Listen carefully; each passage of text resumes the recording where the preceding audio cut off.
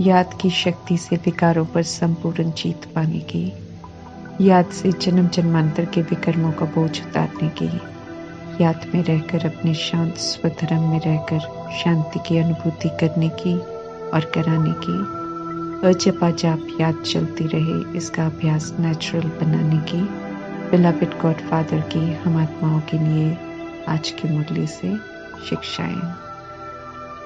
अव्यक्त बाप दादा के महावाक्य हैं, शुद्ध संकल्प की सफलता जरूर होती है। एक शुद्ध संकल्प बच्चे का और 1000 श्रेष्ठ संकल्प का फल परमात्मा द्वारा प्राप्त हो जाता है। एक का 1000 गुना मिल जाता है। शुद्ध संकल्प जमा होते हैं। शुद्ध संकल्प से नींद की कमजोरी का प्रभाव नहीं पड़ता है। शुद्ध संकल्प में इतनी ताकत होती है जो अगर हम शुद्ध संकल्प करें तो हमारी कैचिंग पावर, वाइब्रेशन कैच करने की पावर बहुत बढ़ सकती है। शुद्ध संकल्प की शक्ति व्यर्थ संकल्पों को सहज समाप्त कर देती है। सिर्फ अपने नहीं बल्कि दूसरों के व्यर्थ संकल्प को भी शुभ भावना, शुभकामना के स्वरूप से परिवर्तन कर सकती है। परमात्मा शुद्ध संकल्प का महत्व स्पष्ट कर सेवा का कर्तव्य निभाने की तरफ अटेंशन खिंचवा रहे हैं कि जब एक शुद्ध श्रेष्ठ संकल्प भी बहुत कमाल कर सकता है तो शुद्ध संकल्पों के घेराव डालो तो शुद्ध संकल्प छत्र छाया बन जाएगा, एक किला बन जाएगा। ये सेफ्टी का साधन है अपने लिए भी और अन्य कमजोर आत्माओं के लिए भी। अशुद्ध, व्यर्थ, नकारात्मक सोचने की आदत कलयुग में बहुत पक्की होने के कारण सकारात्मक शुद्ध संकल्प करने में मेहनत लगती है। शुरू में अभ्यास करते हैं तो युद्ध चलता है, क्योंकि नकारात्मक व्यर्थ के वायुमंडल में रहते हुए सब कुछ उल्टा गलत देखते हुए शुद्ध संकल्प करने में युद्ध चलती है।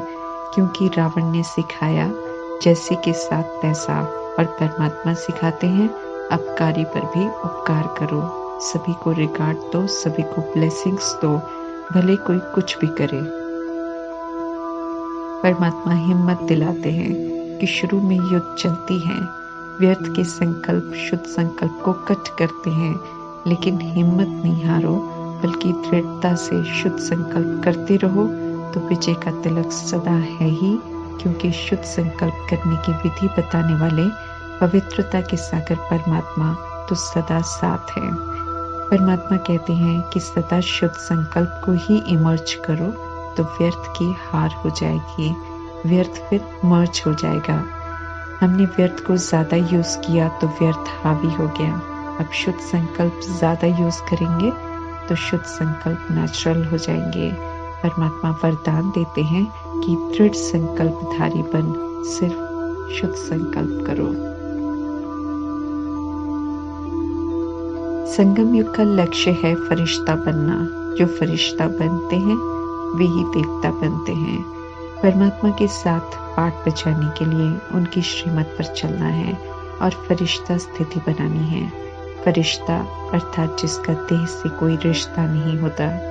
फरिश्ता स्वरूप वाली आत्माएं देह के भान से ऊंची स्थिति में रहते हैं, इसलिए उनका निरंतर परमात्मा से कनेक्शन रहता है। देह की दुनिया का उनमें कोई आकर्षण नहीं होता, बल्कि वे परमात्मा से कनेक्शन रखने से जो प्राप्त होता है उसे प्राप्त कर सभी को देते रहते हैं। फरिश्ता स्वरूप का साक्षात्कार होगा अंत में। ऐसा साक्षात्कार कराने के लिए और अभी वर्तमान में उसकी अनुभूति कराने के लिए परमात्मा कहते हैं कि अभी से शरीर से डिटैच रहने का अभ्यास करो। समय से पहले समझ से, शरीर से डिटैच होकर फरिश्ता स्थिति बनाने का महत्व है।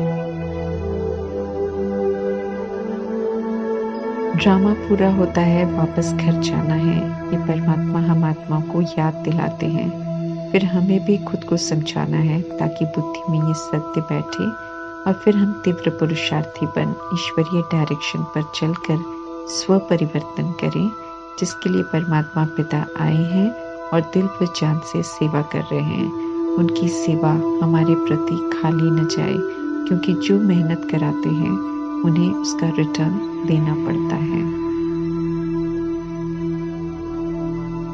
कर्मातीत अवस्था तक पहुंचने का पूरा पुरुषार्थ करना है, तब जाकर अंत में कर्मातीत स्थिति बनेगी। जब किसी भी कर्म का कोई खिंचाव नहीं होगा, ऐसी अवस्था बनने के लिए संपूर्ण पवित्र बनना पड़ता है।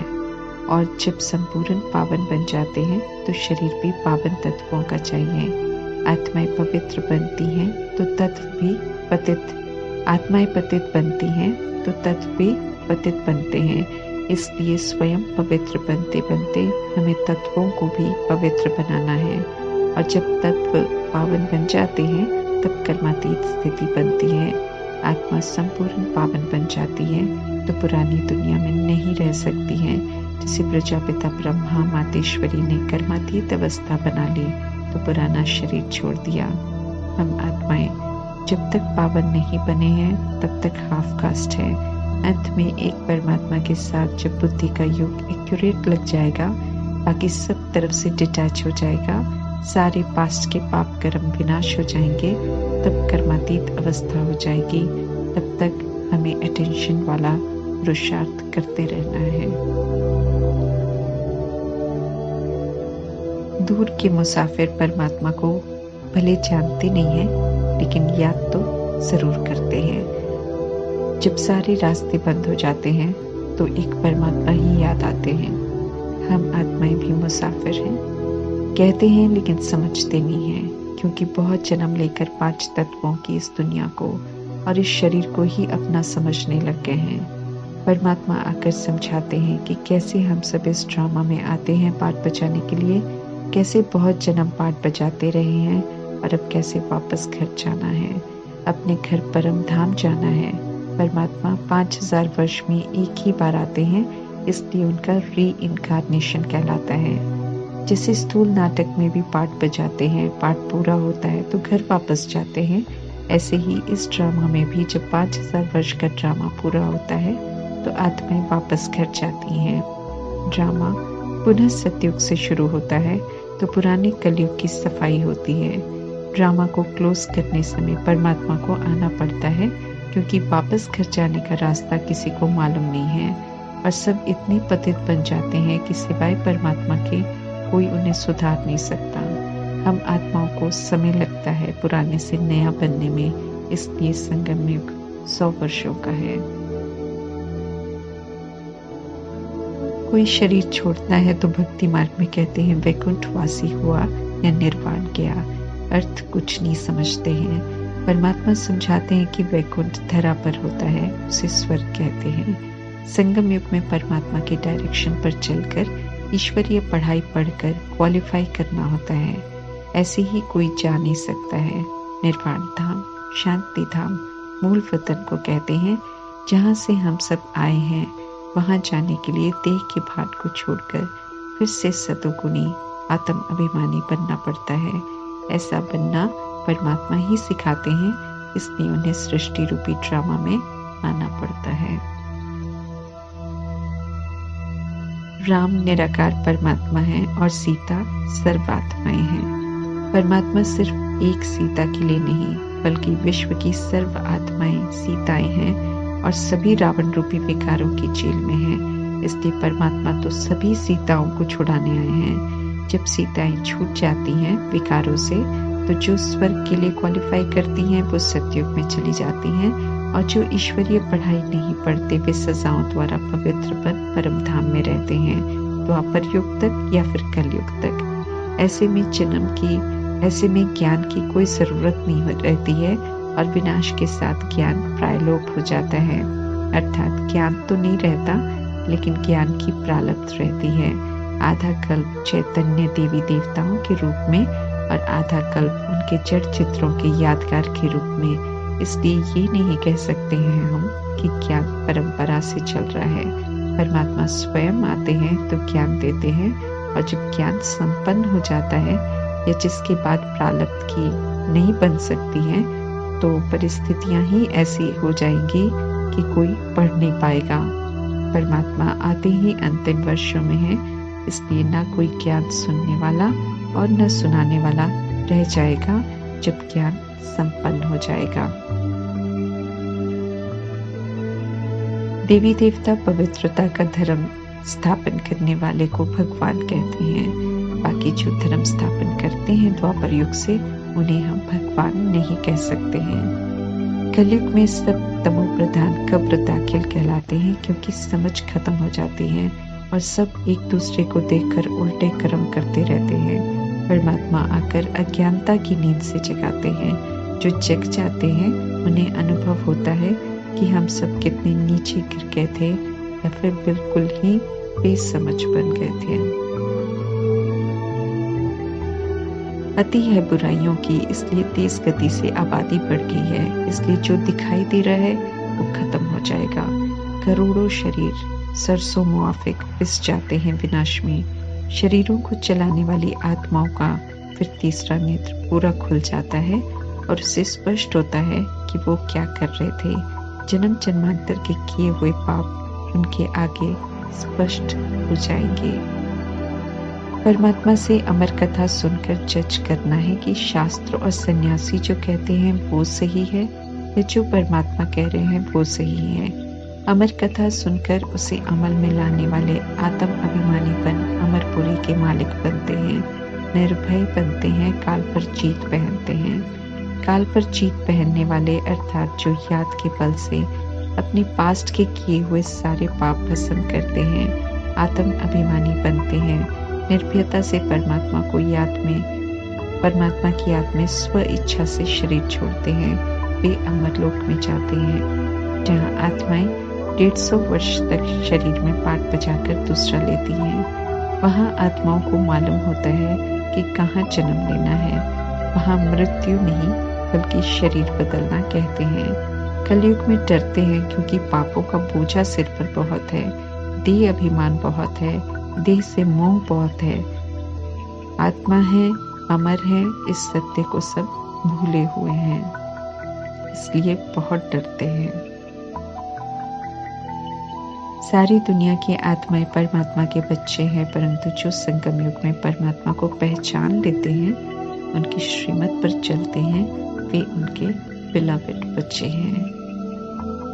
शरीर के पिता हद के पिता कहलाते हैं, थोड़ा विनाशी सुख देते हैं, समझ नहीं है इसलिए खुद भी अपवित्र बनते हैं। फिर जब बच्चे बड़े होते हैं तो उन्हें भी अपवित्र बनाने के निमित्त बनते हैं, कुल की वृद्धि करवाते हैं, जिसे परमात्मा इस समय पतित भ्रष्टाचारी कहते हैं। शरीर के पिता हर जन्म में बदलते हैं, जितने जन्म उतने शरीर के पिता कर्मानुसार मिलते हैं। एक ही समय में भारत को कभी ऊंचा बोलते हैं और दूसरी तरफ कहते हैं कि भारत का क्या हाल हो गया है। परमात्मा कहते हैं कि इस समय भारत तो बिल्कुल ऊंचा नहीं है बल्कि पतित बन गया है, परंतु धीरज देते हैं कि अभी पुनः भारत पावन बनेगा, दुख धाम खत्म होकर फिर से सुख धाम बनेगा, क्योंकि ये खेल है। परमात्मा को सर्वशक्तिमान कहते हैं क्योंकि परमात्मा इस समय हम आत्माओं को सर्व शक्तियां वरदान के रूप में देते हैं, ताकि हम सब विकारों पर जीत प्राप्त कर सके। उन्हें पतित पावन कहते हैं क्योंकि हम आत्माओं को पावन बनने के लिए याद की विधि बताते हैं। जितना हम उन्हें याद करेंगे उतना अपवित्रता की कट उतरती जाएगी। हर किसी का अपना गुप्त युद्ध है, गुप्त पुरुषार्थ है और गुप्त याद है।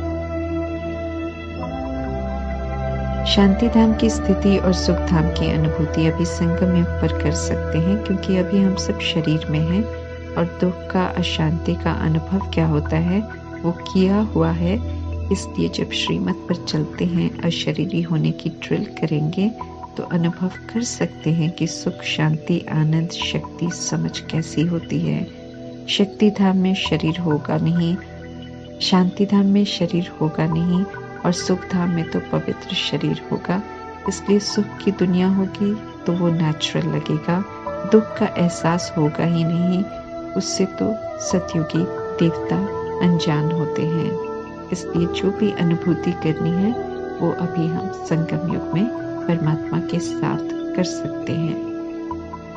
गॉडफादर की जवाबदारी है शांति स्थापन करने की और शांति की अनुभूति कराने की, बशर्ते हम उनकी श्रीमत पर चलें। इस समय परमात्मा की नॉलेज मिलने से हम सब त्रिकालदर्शी बन गए हैं। अब हम समझते हैं कि परमात्मा कौन है और ड्रामा का चक्र कैसे चलता है। अभी हम आस्तिक बने हैं। परमात्मा को जब तक यथार्थ नहीं जानते थे तब तक तो नास्तिक थे। ये भी समझ परमात्मा ने हम आत्माओं को दी है। संगम युगी ब्राह्मण गॉडली स्टूडेंट्स ही त्रिकालदर्शी, त्रिनेत्री, त्रिलोकीनाथ कहलाते हैं। शास्त्रों में, यादगारों में देवी देवताओं को त्रिकालदर्शी, त्रिलोकीनाथ और त्रिनेत्री दिखाते हैं, जबकि उन्हें न परमात्मा का, न ड्रामा का, न तीनों लोकों का ज्ञान होता है। उन्हें तीसरा नेत्र भी नहीं होता।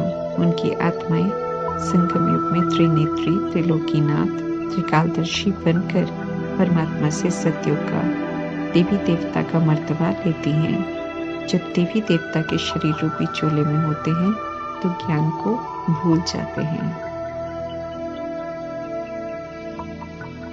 देवताओं की जो बायोग्राफी परमात्मा अभी हम आत्माओं को बताते हैं वो युक्ति से शिव के, कृष्ण के और लक्ष्मी नारायण के भक्तों को बताने की, सेवा करने को कहते हैं परमात्मा, क्योंकि अब सत्य की प्रत्यक्षता का समय आ गया है। ज्ञान यज्ञ से ही सृष्टि से पाप का राज्य समाप्त होता है और सभी आत्माओं का उद्धार होता है। सभी का समझ का नेत्र खुलता है। इस ज्ञान यज्ञ में हम सब विकार रूपी बुराइयों को और देह अभिमान को स्वाहा करते हैं, आत्म अभिमानी बनते हैं। ज्ञान यज्ञ से ही आत्माएं मनुष्य से देवता बनते हैं।